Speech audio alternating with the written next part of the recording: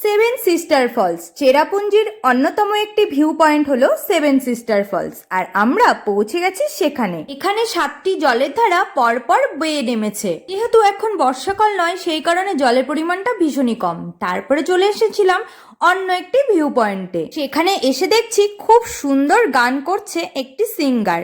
তারপরে সেই গান কিছুক্ষণ আমরা শুনেছিলাম। শোনার পরে যেটার জন্য আমরা এসেছি সেখানে আমরা পৌঁছে গেছি। এটাই হলো 100 বছরের পুরনো চেরাপুঞ্জির একটি অন্যতম কেভ।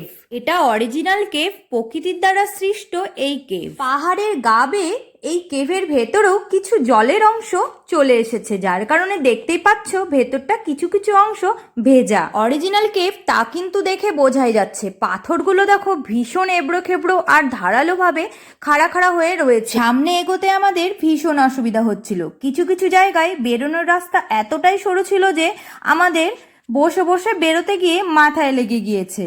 তবুও বলবো একবার হলেও তোমরা এসে প্রকৃতির এই অপরূপ সৌন্দর্য উপভোগ করে যেও। আমার তো ভীষণ ভালো লেগেছে। এখন আমরা আরো একটি ভিউ পয়েন্টে চলে এসেছি, যেখানে কিনা পাহাড়ের সুন্দর ভিউ রয়েছে।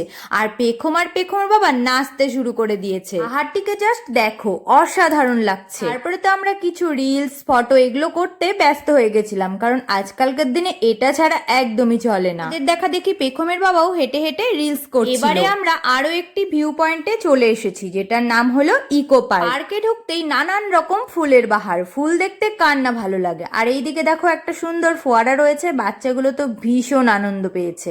তারপরে আমরা বিভিন্ন অ্যাক্টিভিটিস ছিল সেগুলোতে আমরা চড়েছিলাম। সারাদিন অনেক ঘোরাঘুরি করার পরে আমরা ভীষণ টায়ার্ড হয়ে গিয়েছিলাম। তো হোটেলে এসে ফ্রেশ হয়ে আমরা খাবার হোটেলে চলে এসেছিলাম খেতে।